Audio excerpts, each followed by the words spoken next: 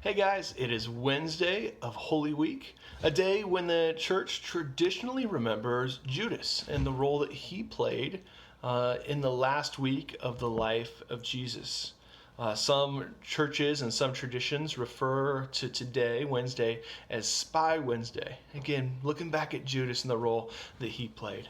And so today we're going to read from Matthew 26.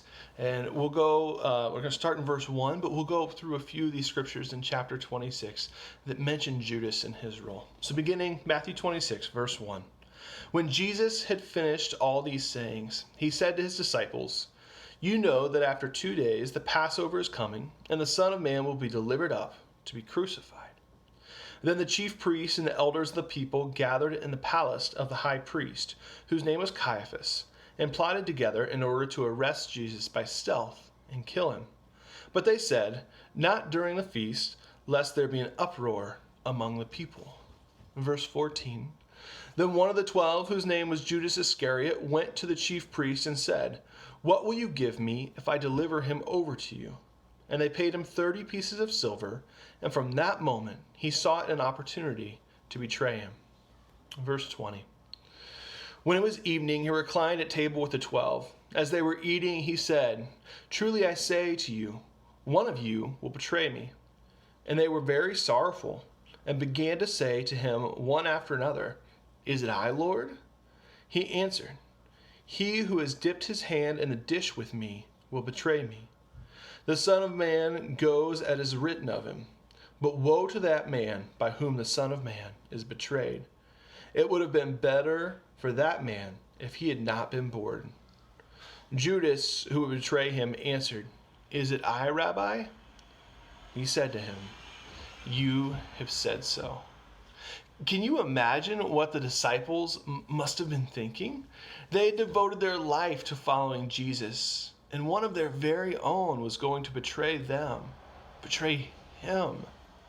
For the disciples, it would seem as though everything was going in the wrong direction. Jesus was going to be killed, yet Jesus seems unfazed. It reminds me of Jesus in the boat with the disciples during the storm. Everything is going wrong. The waves are coming. The winds are whirling around. It's the same in Jerusalem on this night. The disciples are beginning to see the bad things that are coming, how darkness is coming over the city, even over Jesus. Yet Jesus remains unfazed. The current pandemic has many of our lives feeling more out of control than ever. We have sincere and serious concerns about our families, our loved ones, our community. This anxiety only seems to rise when we watch the news or see the statistics of what is going on in our lives. In the midst of this, and in the midst of Holy Week, I want to encourage you. There is one who is unfazed when trials come his way. His name is Jesus. I encourage you to go to him in prayer.